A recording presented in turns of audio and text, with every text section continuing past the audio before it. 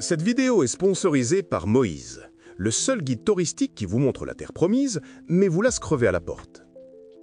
On nous a vendu une histoire, une épopée biblique de retour au foyer, une sorte de justice immanente qui corrigerait une expulsion vieille de 2 millénaires. Le narratif est simple, puissant, presque poétique. Mais si les méthodes de ce retour, si la brutalité du procédé n'avait rien à voir avec David et Salomon, mais plutôt avec des barbares blonds, venus du Danemark. Ce sujet, aussi délicieux soit-il, n'est pas de mon fait. Non, il a été plébiscité par les esprits distingués qui financent cette petite entreprise de démolition sur Patreon. Accrochez-vous, car nous allons déshabiller un mythe pour révéler le cadavre qu'il cache. L'idée que l'expulsion des populations est une sorte de droit du sol karmique pour le peuple juif est une construction, une fable.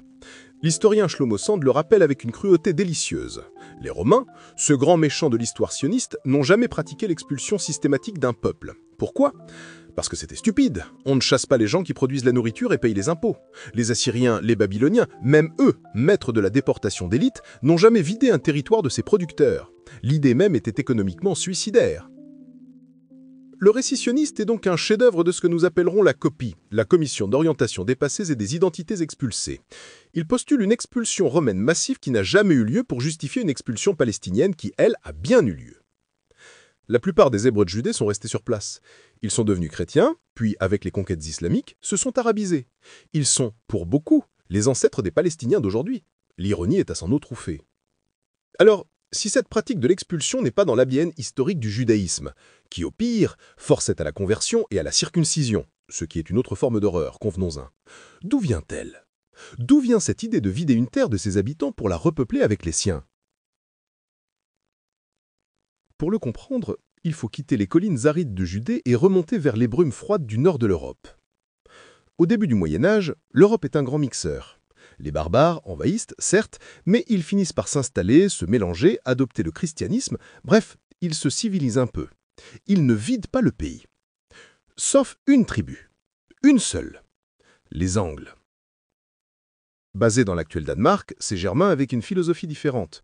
Quand ils ont débarqué sur l'île de Bretagne, peuplée par les Britons, un peuple celte et chrétien, ils ne sont pas venus pour partager le thé.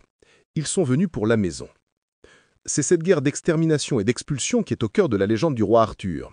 Arthur n'est pas un roi de conte de fées, il est le dernier patron d'une start-up ethnique en faillite, acculé en Cornouailles, tentant désespérément de repousser une invasion qui ne veut pas cohabiter, mais remplacer. Il échoue bien sûr.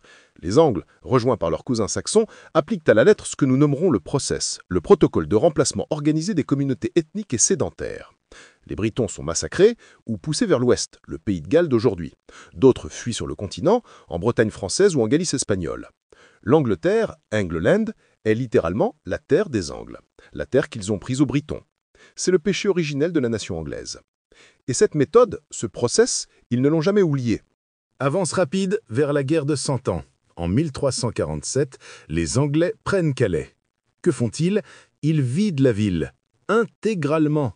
Chaque habitant est chassé avec un seul quignon de pain pour la route. Puis, le roi lance un appel à volontaires en Angleterre pour venir repeupler la ville. Calais devient une colonie anglaise, une tête de pont. La clé est le verrou qui sécurise notre chemin vers la France, dixit le roi Édouard III. Une ville vidée de ses natifs, remplacée par des colons, conçue comme une base avancée pour une domination plus large. Est-ce que ça vous rappelle quelque chose ? La Nakba de 1948, ce moment fondateur et traumatique pour les Palestiniens, ne ressemble à rien dans l'histoire juive antique, médiévale ou moderne. Mais elle est le portrait craché de la prise de Calais. C'est la même doctrine, le même mépris pour la population autochtone, la même logique de la terra nullius à repeupler. Le sionisme né en Europe de l'Est parmi les Ashkénazes a trouvé ses plus fervents et puissants sponsors chez les calvinistes anglo-saxons. Et à travers cette symbiose idéologique et politique, un transfert de compétences a eu lieu. Le sionisme n'est pas le retour d'un atavisme hébreu. C'est l'importation réussie d'un atavisme anglo-saxon. On a simplement collé une justification biblique sur un mode d'emploi germanique du 5e siècle. On a mis le costume des victimes de Rome pour jouer la pièce des bourreaux du Danemark. Et le monde, fasciné par la première histoire, a poliment refusé de voir la seconde. Si cette dissection vous a plu et que vous souhaitez nous voir plonger le Spalkel dans d'autres mythes bien pensants, songez à nous soutenir sur Patreon. Vous y trouverez les notes d'autopsie, le script, les sources, les pensées inavouables, et vous pourrez voter pour les prochaines victimes à passer sur le billard. Pour le reste, un pouce en l'air est un geste simple, gratuit et qui donne l'illusion de participer à quelque chose d'intelligent. Ne vous en privez pas.